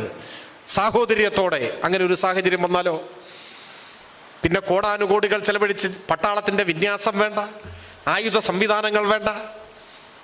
ലോകം മുഴുവൻ ഇങ്ങനെ സമാധാനമായി എന്ന് കരുതുക. ചില സ്കാൻഡിനേവിയൻ രാജ്യങ്ങളിലൂടെ കടന്നു പോകുമ്പോൾ ചില രാജ്യങ്ങളുടെ അതിർത്തി എന്ന് പറഞ്ഞാൽ ഒരു വരയാണ്, ഒരു വര. നമ്മുടെ നാട്ടിൽ നിന്നൊക്കെ പോകുന്ന ചില വിദ്വാൻമാർ ഒരു കാലപ്പുറത്തും ഒരു കാലിപ്പുറത്തും ഒക്കെ ഇട്ട് നിന്നിട്ട് രണ്ട് രാജ്യങ്ങളിൽ ഒരേ സമയം നിൽക്കുന്ന ഫോട്ടോ ഒക്കെ എടുക്കും. ഒരു കുഴപ്പമില്ല, സമാധാനമാണ്. ലോകത്തിലെ എല്ലാ രാജ്യങ്ങൾക്കും ഇടയിൽ ഈ സമാധാനം വന്നു എന്ന് കരുതുക, നല്ല സാഹോദര്യം. അന്ന് കട പൂട്ടിപ്പോവുക അമേരിക്കയുടേതാണ്. അന്ന് മുതൽ പട്ടിണിയിൽ കൂപ്പുകുത്താൻ പോകുന്ന രാജ്യം അമേരിക്കയാണ്. എല്ലായിടത്തും സമാധാനം വന്നാൽ പിന്നെ ഇവന്റെ വെടിക്കോപ്പുകൾ ആര് വാങ്ങും? ഇവന്റെ പോർ വിമാനങ്ങൾ കൊണ്ട് എന്ത് കാര്യം? ഇവന്റെ പടക്കോപ്പുകൾ ആർക്കു വേണം? അപ്പൊ ലോകത്തിലെവിടെയും സമാധാനം ഉണ്ടാവരുത് എന്നാഗ്രഹിക്കുന്നത് ആയുധ കച്ചവടക്കാരാണ്, സാമ്രാജ്യത്വമാണ്. ആയുധ കച്ചവടം എന്ന ആധുനിക കാലത്തെ ഏറ്റവും മനുഷ്യത്വരഹിതമായ വ്യവസായമാണ്. ആ വ്യവസായത്തിന്റെ ഭാഗമായി നിൽക്കുന്ന വൻകിട കമ്പനികളാണ്, അതിൻ്റെ മുതലാളിമാരാണ്, അവരെ നിയന്ത്രിക്കുന്ന സാമ്രാജ്യത്വമാണ്. അവരുടേതാണ് യുദ്ധങ്ങൾ, അവരുടേതാണ് യുദ്ധങ്ങൾ. ആ യുദ്ധത്തിന് ഒപ്പം നിൽക്കുകയല്ല ഒരു മനുഷ്യൻ ചെയ്യേണ്ടത്. ചിന്താശേഷിയുള്ള സകല മനുഷ്യരും ലോകത്തിൽ ഇനിയൊരു യുദ്ധം ഉണ്ടാവരുത് എന്ന് ചിന്തിക്കുന്നവരാണ്. അങ്ങനെയേ ചിന്തിക്കാൻ പാടുള്ളൂ. എന്നാൽ നാളെ ഒരു നിമിഷാർത്ഥത്തിൽ ഭീകരവാദികൾ കൂടുതൽ കരുത്താർജിച്ച് പാകിസ്ഥാൻ കേന്ദ്രീകരിച്ച് ഇന്ത്യക്ക് നേരെ ആക്രമണം അഴിച്ചു വിട്ടാലോ? അതൊരു സാങ്കല്പികമായ ചോദ്യമാണ്. അതിൻ്റെ സാങ്കല്പികമായ ഉത്തരം പ്രതിരോധിക്കേണ്ടി വരും, യുദ്ധം ചെയ്യേണ്ടി വരും. പക്ഷെ അത് യുദ്ധത്തിലേക്ക് വലിച്ചിഴക്കലാണ്. ആഗ്രഹിച്ച ആവേശത്തോടെ പോയി പങ്കാളിയാവുന്ന യുദ്ധമല്ല, ഗത്യന്തരമില്ലാതെ ചെന്നേർപ്പെടേണ്ടി വരുന്ന യുദ്ധമാണ്. അങ്ങനെയൊരു യുദ്ധം വന്നാൽ പോലും നമ്മുടെ സ്വപ്നം സമാധാനമായിരിക്കണം, സമാധാനത്തിന് വേണ്ടിയുള്ള യുദ്ധമായിരിക്കണം. നമ്മളെ പ്രചോദിപ്പിക്കേണ്ടത് സമാധാനം എന്ന മുദ്രാവാക്യമായിരിക്കണം. നമ്മളെ മുന്നോട്ട് നയിക്കേണ്ടത് ആ ലക്ഷ്യമായിരിക്കണം. അതിന് പകരം യുദ്ധാസക്തി നിറയ്ക്കുന്നവർ യുദ്ധത്തിൻ്റെ ഗൗരവം തിരിച്ചറിയാത്തവരാണ്. അതോടൊപ്പം ഇപ്പോ നമ്മുടെ രാജ്യം എത്തി നിൽക്കുന്ന സ്ഥിതി എന്താണ്? വെടിനിർത്തൽ, നല്ല കാര്യം. യുദ്ധത്തിലേക്ക് പോയില്ല. മാധ്യമങ്ങളിലെയും പുറത്തുമുള്ള യുദ്ധോന്മാദികളായ സകല മനുഷ്യവിരുദ്ധരെയും നിരാശപ്പെടുത്തിക്കൊണ്ട് വെടിനിർത്തൽ യാഥാർത്ഥ്യമായി. നേരത്തെ പഹൽഗാം ഭീകരാക്രമണത്തിന് മറുപടിയായി പാകിസ്ഥാനിലെ ഭീകരവാദികളുടെ സൈനിക താവളങ്ങൾ ആക്രമിച്ചപ്പോൾ മുൻപിൻ നോക്കാതെ ഭീകരതയ്ക്കെതിരായ നടപടിക്ക് പിന്തുണ പ്രഖ്യാപിച്ചല്ലോ നമ്മുടെ പാർട്ടി ഉൾപ്പെടെ. ഇപ്പോൾ വെടിനിർത്തലായി. ഇനി സ്വാഭാവികമായി രാജ്യത്ത് ഉയരുന്ന ചില ചോദ്യങ്ങളുണ്ട്. ആ ഘട്ടത്തിൽ ഇത്തരം ചോദ്യങ്ങൾ ഉയർത്താതിരുന്നത് ഭീകരതയ്ക്കെതിരായ സമരം അടിയന്തരമായും മുൻപോട്ട് പോകേണ്ടതാണ് എന്ന തിരിച്ചറിവ് കൊണ്ടാണ്. ഇപ്പൊ സ്വാഭാവികമായി ഉയരുന്ന ചോദ്യങ്ങളുണ്ട്. ഒരു യുദ്ധോന്മാദത്തിന്റെ അവസ്ഥയിലേക്ക് ഇന്ത്യയെ നയിക്കാൻ ഒരു കൂട്ടം ആളുകൾ പിന്നെയും പിന്നെയും ആഞ്ഞു പ്രചരിപ്പിച്ചത് പഹൽഗാമിൽ ഇത്രയും പേരെ കൊന്നില്ലേ എന്നാണ്. ആ കൊന്നവർക്കെതിരെ സൈനിക നടപടിക്കാണ് നമ്മൾ പിന്തുണ കൊടുത്തത്, അത് വേറെ കാര്യം. ഇനി പഹൽഗാം കൂട്ടക്കൊലയിലേക്ക് വന്നാലോ? ഇന്ത്യയിലെ സ്വിറ്റ്സർലൻഡ് എന്നാണ് അറിയപ്പെടുക. ഇവിടെ ഇരിക്കുന്നവരിൽ കുറച്ചു പേരെങ്കിലും ഒരു പക്ഷേ പഹൽഗാം സന്ദർശിച്ചിട്ടുള്ളവരായിരിക്കും എന്ന് ഞാൻ കരുതുന്നു. പഹൽഗാം നമ്മുടെ രാജ്യത്തെ ഏറ്റവും മനോഹരിയായ ഒരു താഴ്വരയാണ്. ഇടർ നദിയുടെ തീരത്തെ ഒരു മനോഹര താഴ്വര. അവിടെ നിന്നും ഒരു 5 കിലോമീറ്റർ 6 കിലോമീറ്റർ 7 കിലോമീറ്റർ 8 കിലോമീറ്റർ ഒക്കെ അപ്പുറം ഇപ്പുറം മാറിയിട്ടാണ് നൂറുകണക്കിന് വിനോദസഞ്ചാരികളെ ആകർഷിക്കുന്ന വിനോദസഞ്ചാര കേന്ദ്രങ്ങളുണ്ട്. കൊച്ചു കൊച്ചു താഴ്വരകൾ, തുരുത്തുകൾ. അതാണ് ഈ ബൈസരൻ വാലി, ബദാബ് വാലി, ആരൂ വാലി, ചന്ദൻവാടി എന്നൊക്കെ പറയുന്നത് ഇങ്ങനെയുള്ള സ്ഥലങ്ങളാണ്. അവിടെയൊക്കെ എത്തിക്കഴിഞ്ഞാൽ അതിമനോഹരമായ ആ താഴ്വരയിൽ നമ്മുടെ ദൃഷ്ടി പരിധിക്കുള്ളിൽ ഒതുങ്ങുന്ന സ്ഥലമാണ്, അത്രയേ ഉള്ളൂ. നോക്കിയാൽ അറ്റം കാണാൻ കഴിയുന്ന അത്ര ചെറിയ തുരുത്തുകളാണ്, മനോഹരമായ താഴ്വരകളാണ്. ബദാബ് എന്ന് പറയുന്ന പഴയൊരു ഹിന്ദി സിനിമയുണ്ട്. ആ സിനിമ ചിത്രീകരിച്ച സ്ഥലമാണ് ബദാബ് വാലി എന്നിപ്പോൾ അറിയപ്പെടുന്നു. അതിമനോഹരമാണ്.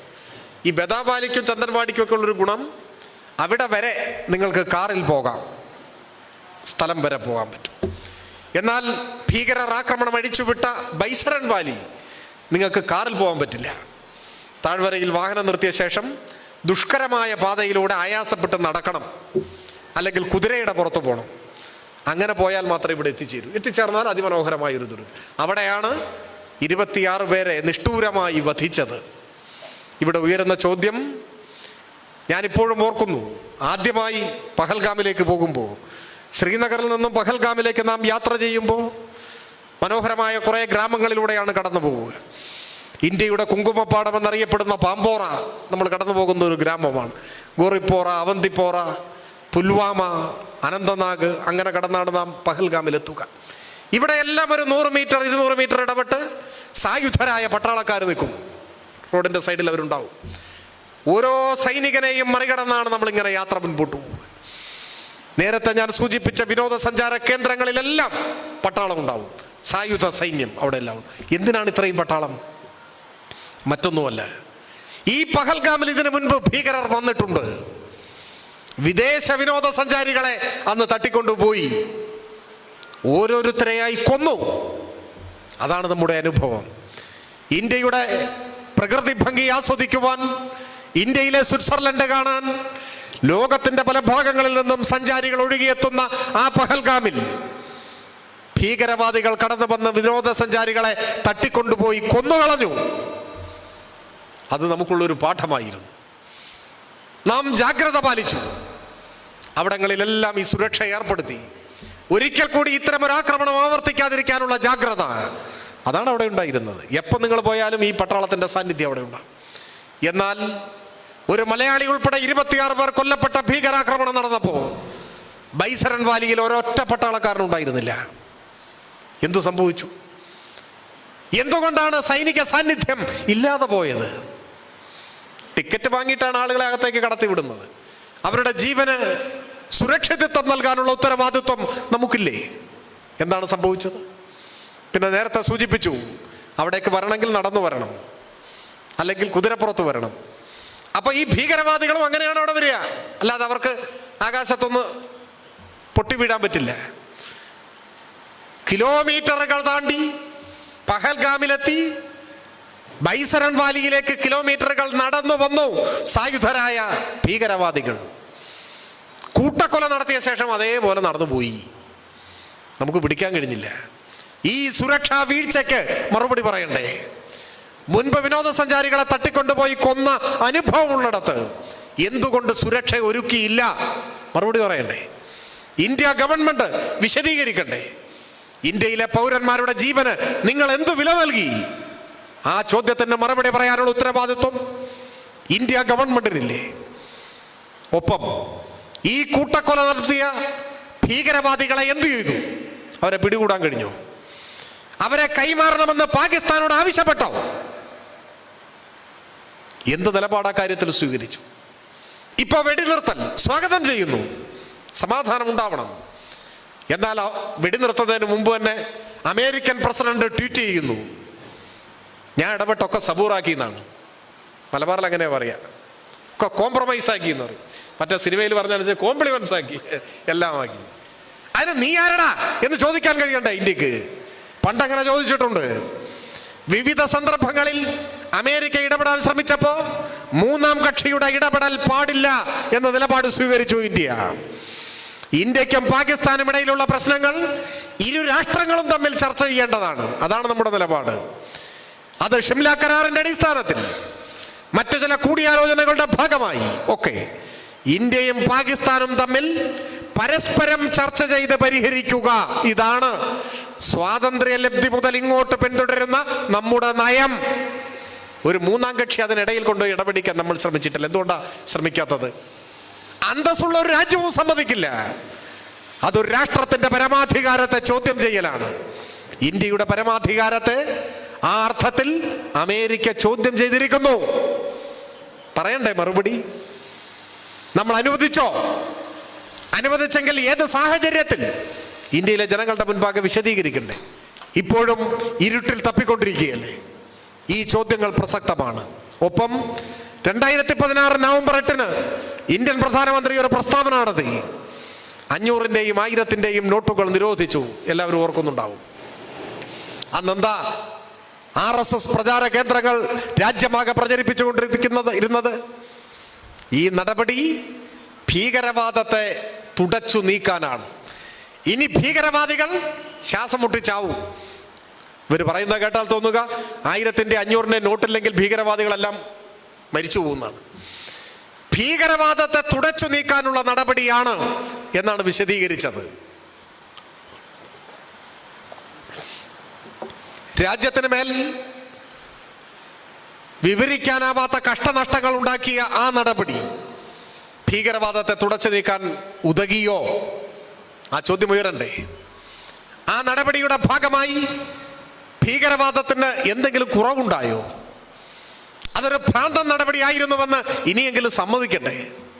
ഭീകരവാദത്തെക്കുറിച്ച്, പൊലിഞ്ഞുപോയ ഇന്ത്യൻ പൗരന്മാരുടെ ജീവനെക്കുറിച്ച്, ഇന്ത്യയുടെ പരമാധികാരത്തെ പരിഹസിക്കുന്ന അമേരിക്കയുടെ ഇടപെടലിനെ കുറിച്ച് ഒക്കെ വിശദീകരിക്കാനുള്ള ഉത്തരവാദിത്വം ഇന്ത്യ ഗവൺമെന്റിനുണ്ട്. അത് വിശദീകരിച്ചുകൊണ്ട് മാത്രമേ ഈ സാഹചര്യത്തിൽ ഉയർന്നു വന്ന രാഷ്ട്രീയ പ്രശ്നങ്ങൾക്ക് ശരിയായ ഒരു സമാധാനം ലഭിക്കുകയുള്ളൂ. ഞാൻ കൂടുതൽ ദീർഘിപ്പിക്കുന്നില്ല. പറഞ്ഞു വന്നത്, അനിവാര്യമായ സന്ദർഭങ്ങളിൽ ഏതെങ്കിലും ഒരു രാജ്യം യുദ്ധത്തിലേക്ക് വലിച്ചിഴക്കപ്പെട്ടാൽ അതുപോലും സമാധാനം സ്ഥാപിക്കുന്നതിന് വേണ്ടിയാണ് പരിണമിക്കേണ്ടത് എന്ന നിലപാടേ മനുഷ്യസ്നേഹികൾക്ക് സ്വീകരിക്കാൻ കഴിയും. യുദ്ധവിരുദ്ധ നിലപാടേ യാഥാർത്ഥ്യബോധമുള്ള മനുഷ്യർക്ക് സ്വീകരിക്കാൻ കഴിയും. അപ്പോഴും ചിലർ സംശയാലുക്കളായി മാറി ചോദിക്കുന്നുണ്ട്, പലസ്തീൻ്റെ കാര്യത്തിൽ നിങ്ങൾ ഇങ്ങനെയൊന്നും അല്ലല്ലോ പറഞ്ഞത്, പിന്നെ എങ്ങനെയാണ് പറഞ്ഞത്? സാധാരണക്കാരായ മനുഷ്യർ കേൾക്കുകയും ഗ്രഹിക്കുകയും ചെയ്യുന്ന അവയവങ്ങളല്ല സംഘപരിവാർ അതിനായി ഉപയോഗിക്കുന്നത് എന്നതാണ് പ്രശ്നം. പലസ്തീന്റെ പ്രശ്നത്തിൽ എന്ത് നിലപാടാണ് സ്വീകരിച്ചത്? പലസ്തീനിൽ ഏതെങ്കിലും ആക്രമണത്തെ പ്രോത്സാഹിപ്പിക്കുന്ന നിലപാടായിരുന്നു? അല്ല. 2023 ഒക്ടോബർ മാസം 7-ാം തീയതി പലസ്തീനിൽ നിന്നും മിസൈൽ വിക്ഷേപിച്ചു. അതിനെയാണോ പിന്തുണച്ചത്? തൊട്ടടുത്ത നിമിഷം തന്നെ ഇസ്രായേൽ യുദ്ധം തന്നെ ആരംഭിച്ചു. എന്തായിരുന്നു നിലപാട്? 2023 ഒക്ടോബർ 7-നല്ല പലസ്തീൻ ഇസ്രായേൽ പ്രശ്നം ആരംഭിക്കുന്നത്. ചില മാന്യന്മാരുടെ വിശകലനത്തിൽ ഒക്ടോബർ 7 മുതൽ ഇങ്ങോട്ടാണ് ചരിത്രം. അവിടുന്നാണ് പറഞ്ഞു തുടങ്ങുന്നത്. ഒരു പ്രശ്നത്തെ അപഗ്രഥിക്കുമ്പോൾ യഥാർത്ഥ പ്രശ്നത്തെ നേരിടാനുള്ള ആർജവം വേണം. ഇസ്രായേൽ പലസ്തീൻ പ്രശ്നം എപ്പോൾ മുതലാണ് ലോകത്തിന്റെ മുന്നിൽ പ്രത്യക്ഷപ്പെടുന്നത്? ഏറ്റവും ചുരുക്കി പറഞ്ഞാൽ 948 മുതലാണ്. ഞാൻ ആ വിശദമായ ചരിത്രത്തിലേക്ക് ഇപ്പോൾ കടന്നു പോകുന്നില്ല. 948-ലാണ് രണ്ടാം ലോക യുദ്ധത്തിന്റെ പരിസമാപ്തിയിൽ ബ്രിട്ടൻ മുൻകൈയെടുത്ത് അമേരിക്കയുടെ പിന്തുണയോടെ ഒരു പുതിയ രാജ്യം ഉണ്ടാക്കുകയാണ്. ആ രാജ്യരൂപീകരണത്തിന് ആസ്പദമായിട്ടുള്ള കത്ത്, അതിന്റെ വിശദാംശങ്ങളെല്ലാം ചരിത്രത്തിന്റെ ഭാഗമാണ്. ഒരുപാട് സമയം എടുത്ത് സംസാരം നീട്ടണമെന്ന് ആഗ്രഹിക്കാത്തതുകൊണ്ടാണ് അതിലേക്ക് പോകാത്തത്. പക്ഷെ ലോകത്തിൽ മറ്റാരും വന്ന് ഇസ്രായേലിനെ അംഗീകരിച്ചിട്ടില്ല. നമ്മുടെ രാജ്യം പോലും അംഗീകരിച്ചിട്ടില്ല. ഇന്ത്യ, കോൺഗ്രസ് അംഗീകരിച്ചിട്ടില്ല. ഇപ്പൊ പിന്നെ കോൺഗ്രസ് ഒന്നും പറയാൻ പറ്റില്ല. കോൺഗ്രസ് എന്ന മഹാപ്രസ്ഥാനം ഇന്നില്ല. ഇന്ന് ഗാന്ധിജിയെ അപമാനിക്കും വിധം ഖദർ ധരിക്കുന്ന, കോൺഗ്രസിന്റെയോ രാജ്യത്തിന്റെയോ ചരിത്രം മനസ്സിലാക്കിയിട്ടില്ലാത്ത ഭിക്ഷാന്തേഹികളുടെ ഒരു കൂട്ടം മാത്രമാണ് ഉള്ളത്. ഏതെങ്കിലും ഗൗരവതരമായ ഒരു പരാമർശത്തിന് പോലും അർഹതയില്ലാത്ത വിധം ഇന്ത്യയിലെ കോൺഗ്രസ് നിർജീവമായി കഴിഞ്ഞു. പക്ഷെ 48-ലെ കോൺഗ്രസ് അംഗീകരിച്ചിട്ടില്ല ഇസ്രായേലിനെ. മഹാത്മാഗാന്ധി അംഗീകരിച്ചിട്ടില്ല, നെഹ്റു അംഗീകരിച്ചിട്ടില്ല, ഒരു രാജ്യവും അംഗീകരിച്ചില്ല. ഇന്ത്യ പതിറ്റാണ്ടുകൾ ഇസ്രായേലിനെ ഒരു രാജ്യമായി അംഗീകരിക്കുകയോ ഇവിടെ നിന്നൊരു അംബാസഡറെ അങ്ങോട്ട് അയക്കുകയോ ചെയ്തിട്ടില്ല. ആ നയത്തിനൊക്കെ മാറ്റം വരുന്നത് എപ്പോഴാണ് എന്നെല്ലാവർക്കും അറിയാം. നരസിംഹറാവുവിന്റെ കാലത്താണ് നയങ്ങൾ മാറി തുടങ്ങിയത്. പറഞ്ഞു വന്നത്, 48-ൽ ഒരു രാജ്യമായിരുന്ന പലസ്തീൻ നിരന്തരമായ ആക്രമണങ്ങളെ നേരിട്ട് ഇപ്പൊ ഭൂപടമെടുത്ത് നോക്കിയാൽ ഭൂതക്കണ്ണാടിയുടെ സഹായം വേണം പലസ്തീനെ കണ്ടുപിടിക്കാൻ. പലസ്തീന്റെ ഭൂമി മുഴുവൻ കവർന്നെടുത്ത് ഇസ്രായേൽ വിപുലീകരിക്കപ്പെട്ടു. ഇസ്രായേൽ ഒരു രാജ്യമായി മാറി, പലസ്തീൻ ഒരു രാജ്യമല്ലാതെയായി മാറി. ലക്ഷക്കണക്കിന് മനുഷ്യർ കൊന്നു തള്ളപ്പെട്ടു. 48 മുതൽ ആക്രമിക്കപ്പെടുന്ന ഒരു ജനതയാണ്. 48 മുതൽ നിരന്തരമായി ഭൂമി കയ്യേറ്റത്തിന് ഇരയാവുന്ന ഒരു നാടാണ് പലസ്തീൻ. നിരന്തരമായി ആക്രമിക്കപ്പെടുന്നവർ ദുർബലമായ ഒരു പ്രതിരോധം നടത്തി. അതാണ് ഇവിടെ പരാമർശിക്കപ്പെടുന്ന ഒക്ടോബർ 7 എന്നൊക്കെ പറയുന്നു. അവിടെ നല്ല ചരിത്രം തുടങ്ങും. ചരിത്രം കുറെ മുൻപിൽ നിന്ന് തുടങ്ങുകയാണ്. നിരന്തരം ആക്രമിക്കപ്പെടുന്നു, കൊല്ലപ്പെടുന്നു, തകർക്കപ്പെടുന്നു, ഭൂമി മുഴുവൻ അന്യാധീനപ്പെടുന്നു. ജീവിച്ചിരുന്നുവെന്നതിന് നേരിയ ഒരു അടയാളം പോലും അവശേഷിപ്പിക്കാതെ ഈ ഭൂപടത്തിൽ നിന്നും പലസ്തീൻ പൂർണ്ണമായി മാഞ്ഞു പോകും എന്ന ഘട്ടത്തിലാണ് ഒരു ദുർബലമായ തിരിച്ചടി നടത്തിയത്. നമ്മുടെ നിലപാടെന്തായിരുന്നു? അതിനെ തുടർന്ന് വന്നുകൊണ്ടിരുന്ന ആക്രമണം ഒരു അന്തിമ യുദ്ധമായി ഇസ്രായേൽ മാറ്റി. നമ്മൾ അവിടെയും സമാധാനം വേണമെന്നാണ് പറഞ്ഞത്. സമാധാനം വേണമെങ്കിൽ ഇസ്രായേൽ നീതി പാലിക്കണം, പലസ്തീൻ അവകാശപ്പെട്ട ഭൂമി വിട്ടുകൊടുക്കണം, അതൊരു രാജ്യമാണെന്ന് അംഗീകരിക്കണം. അതാണ് പറഞ്ഞത്. അതല്ലാതെ ഏതെങ്കിലും ആക്രമണത്തെ പിന്തുണയ്ക്കുകയല്ല. ആ ആവശ്യമാണ് നെതന്യാഹുവിന്റെ വീടിന്റെ മുന്നിലേക്ക് മാർച്ച് നടത്തിയ ഇസ്രായേലിലെ ജൂതന്മാർ പറഞ്ഞത്. അതേ ആവശ്യമാണ് അമേരിക്കയിൽ ക്യാപിറ്റോൾ ഹില്ലിലേക്ക് മാർച്ച് നടത്തിയ അമേരിക്കയിലെ ജൂത സമൂഹം പറഞ്ഞത്. ലോകത്തിലെ 120ഓളം വരുന്ന രാജ്യങ്ങളിൽ പ്രതിഷേധത്തിന്റെ പതാകയേന്തിയ സമാധാനവാദികളായ മനുഷ്യരെല്ലാം പറഞ്ഞത് ഇവിടെ CPIM ഉയർത്തിപ്പിടിച്ച അതേ നിലപാടാണ്. സമാധാനം വേണം, അതിന് വെടിനിർത്തൽ ഉണ്ടാവണം, അതിന് ഇസ്രായേൽ നീതി പാലിക്കണം, എല്ലാവരും പറഞ്ഞതാണ്. അതല്ലാതെ ഏതെങ്കിലും തരത്തിലുള്ള ഒരു ആക്രമണത്തിന് പിന്തുണ കൊടുത്ത് സമാധാനം ഇല്ലാത്ത അന്തരീക്ഷം ഉണ്ടാവണം, ഏറ്റുമുട്ടൽ ഉണ്ടാവണം, യുദ്ധം ഉണ്ടാവണം എന്നല്ല. ദീർഘകാലമായി നടത്തിക്കൊണ്ടിരിക്കുന്ന യുദ്ധം അവസാനിപ്പിക്കാൻ ഇസ്രായേൽ തയ്യാറാവണം. ഇസ്രായേൽ വിചാരിച്ചാലേ സമാധാനം ഉണ്ടാവും. അവർ നീതി പാലിക്കണം. ഇവിടെയും അത് തന്നെയാണ് പറഞ്ഞത്. ഇവിടെയും ഭീകരപ്രവർത്തനം, അതിന് പിന്തുണ കൊടുക്കുന്ന സമീപനം പാകിസ്ഥാൻ അവസാനിപ്പിക്കണം, അതാണ് പറഞ്ഞത്. പക്ഷെ യുദ്ധോന്മാദം ബാധിച്ചാൽ പിന്നെ പറയുന്നത് കേൾക്കില്ല. അവരുടെ ഉള്ളിലുള്ള മുൻവിധികളാണ് പ്രവർത്തിച്ചു കൊണ്ടേയിരിക്കുക. അതുകൊണ്ടാണ് ഇപ്പൊ കരസേനാ മേധാവിക്ക് പറയേണ്ടി വന്നു, യുദ്ധമെന്ന് പറഞ്ഞാൽ ബോളിവുഡ് സിനിമയല്ല.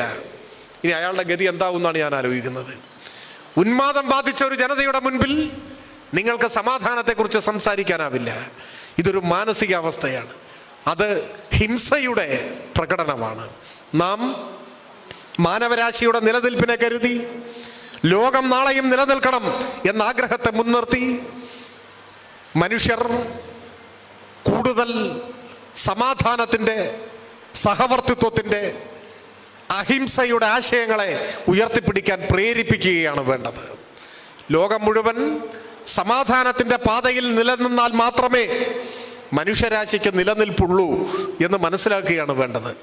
ആയുധ കച്ചവടം ലോകത്തിന് തന്നെ നാണക്കേടാണെന്നും ആയുധ കച്ചവടങ്ങൾ കുറഞ്ഞു വരിക സമാധാനം ശക്തിപ്പെടുമ്പോഴാണ് എന്നും ആവർത്തിച്ചുറപ്പിച്ചു പറയാൻ നമുക്കാവണം. ഇപ്പോൾ സമാധാനമില്ലാത്ത പ്രദേശങ്ങൾ, സംഘർഷ നിർഭരമായ അതിർത്തികൾ, അത്തരം സാഹചര്യങ്ങൾക്കെല്ലാം മാറ്റം വരണം എന്ന ആഗ്രഹമെങ്കിലും മനസ്സിലില്ലെങ്കിൽ നമ്മൾ എങ്ങനെ ആധുനിക കാലത്തെ മനുഷ്യരാവും എന്നതാണ് ചോദ്യം. കാരണം യുദ്ധങ്ങളുടെ ഇന്നലകളിലേക്ക് തിരിഞ്ഞു നോക്കിയാൽ അവിടെയെല്ലാം നിഷ്ഠൂരമായ കൊലപാതകങ്ങളും അനാഥത്വവും അരാജകത്വവും പലായനവും ദാരിദ്ര്യവും ക്ഷാമവും പട്ടിണിയും മാത്രമേ ഉള്ളൂ. യുദ്ധം ഏറ്റവും വിനാശകാരിയായി മാറുന്നത് ഇങ്ങനെയൊക്കെയാണ്. അതിർത്തിയിൽ ആയുധമെടുക്കുന്നവർക്കിടയിൽ മാത്രമല്ല, അതിർത്തിയിൽ നിന്ന് ഏറെ അകന്ന് ജീവിക്കുന്ന മനുഷ്യരുടെ ജീവിതത്തിലേക്കും യുദ്ധത്തിൻ്റെ കെടുതികൾ കടന്നു വരും. ഭക്ഷ്യധാന്യങ്ങൾ കിട്ടാതെ, വൈദ്യുതി ഇല്ലാതെ, തീപിടിച്ച വിലക്കയറ്റത്തെ നേരിട്ട്, ജീവൻ രക്ഷാ മരുന്നുകൾ കിട്ടാതെ യുദ്ധത്തിൻ്റെ കെടുതികൾ, പരോക്ഷമായ കെടുതികൾ മനുഷ്യരെ ആകെ വേട്ടയാടും. അങ്ങനെ ഓരോ മനുഷ്യനും സ്വാഭാവികമായ ആയുസ്വറുതിക്ക് മുൻപ് തന്നെ ഇല്ലാതെയായി പോകുന്ന മഹാദുരന്തമാണ് ഉണ്ടാകാൻ പോവുക. ആ തിരിച്ചറിവിൽ നിന്നുകൊണ്ടാണ് വിവേകശാലികളായ സകല മനുഷ്യരും യുദ്ധം അരുത് എന്ന് പറയുന്നത്. അത് ദേശസ്നേഹമില്ലായ്മയല്ല, ദേശസ്നേഹവും മനുഷ്യസ്നേഹവും ഉള്ളതുകൊണ്ടാണ്. എല്ലാ മനുഷ്യരും സംതൃപ്തമായി ജീവിക്കാൻ കഴിയുന്ന ഒരു കാലമുണ്ടാവണം, ഒരു ലോകമുണ്ടാവണം എന്നതുകൊണ്ടാണ്. അതാണ് കമ്മ്യൂണിസത്തിൻ്റെയൊക്കെ നിർവചനമെന്ത്, അല്ലെങ്കിൽ എന്താണ് കമ്മ്യൂണിസം എന്നൊക്കെ ചോദിച്ചാൽ അത് വളരെ ഗഹനമായ സൈദ്ധാന്തിക വിശകലനങ്ങൾക്ക്, ദാർശനിക വിശകലനങ്ങൾക്കൊക്കെ വിധേയമാകേണ്ട വിഷയമാണ്. പക്ഷെ അതൊക്കെ മാറ്റിവെച്ചാൽ ഒരൊറ്റ വാക്കിൽ കമ്മ്യൂണിസത്തെ വിശദീകരിക്കാമെങ്കിൽ അത് മനുഷ്യസ്നേഹം എന്നല്ലാതെ മറ്റൊന്നുമല്ല. മനുഷ്യസ്നേഹമാണ്. അതുകൊണ്ടാണ് അന്യൻ്റെ വാക്കുകൾ പോലും സംഗീതമായി ആസ്വദിക്കാൻ കഴിയുന്ന ഒരു കാലം എന്ന് പറയുന്നത്. ആ കാലമാണ് നമ്മുടെ സ്വപ്നം. അപരിചിതനായ ഒരു മനുഷ്യൻ, ആ മനുഷ്യൻ്റെ അരോചകമായ ശബ്ദത്തിന് പോലും സംഗീതത്തിൻ്റെ മാധുര്യം വരുന്ന ഒരു കാലം എന്ന് പറഞ്ഞാൽ ആ കാലത്തെ സംഗീതം എങ്ങനെയായിരിക്കും? അത് വ്യാഖ്യാനിക്കാൻ കഴിയുന്നതിനും അപ്പുറമുള്ള നന്മയുടെ ഒരു പൂക്കാലമാണ്. അങ്ങനെ ഒരു കാലത്തെയാണ് നമ്മൾ സ്വപ്നം കാണുന്നത്. എല്ലാ മനുഷ്യരും സാഹോദര്യത്തോടെ പുലരുന്ന ഒരു കാലം. അങ്ങനെ ഒരു കാലത്തെ സ്വപ്നം കാണുന്നവർക്കൊരിക്കലും മനുഷ്യർ തമ്മിൽ കൊന്നൊടുക്കുന്ന വിനാശകാരിയായ യുദ്ധങ്ങൾക്ക് സ്വാഗതമോതാനാവില്ല. അതുകൊണ്ട് സമാധാനം എന്നത് ഈ കാലത്ത് ഏറ്റവും പ്രാധാന്യമേറിയ ഒരു രാഷ്ട്രീയ മുദ്രാവാക്യമാണെന്നും ആ മുദ്രാവാക്യം ആത്യന്തികമായി മുതലാളിത്തത്തിനും സാമ്രാജ്യത്വത്തിനും ആയുധ കച്ചവടത്തിനും എതിരാണ് എന്നും നാം തിരിച്ചറിയേണ്ടതുണ്ട്. മനുഷ്യപക്ഷപാതികളായ ലോകത്തിലെ സകലരും സമാധാനത്തിൻ്റെ മുദ്രാവാക്യം ഉയർത്തേണ്ട ഒരു ഘട്ടമാണിത് എന്ന് കൂടി സൂചിപ്പിച്ചുകൊണ്ട് ഞാൻ എൻ്റെ എളിയ വാക്കുകൾ അവസാനിപ്പിക്കുന്നു. അഭിവാദനം.